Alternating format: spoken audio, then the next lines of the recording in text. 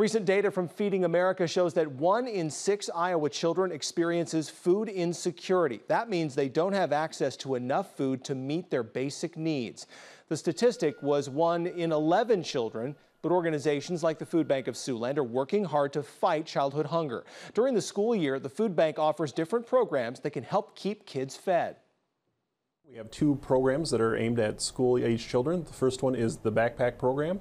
We deliver sacks to the local schools around town.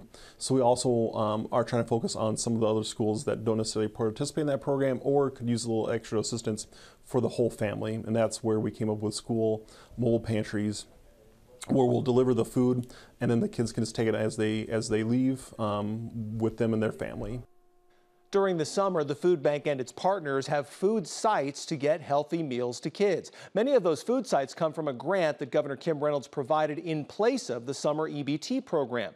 However, the food sites aren't always accessible when compared to the $40 a month per child that the EBT program would provide.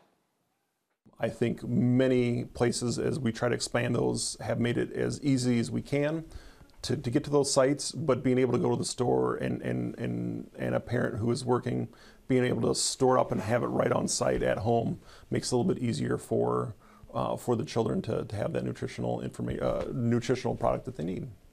The state of Iowa didn't take part in the 2024 summer EBT program. Governor Reynolds will determine if Iowa takes part in next year's program by August 15th.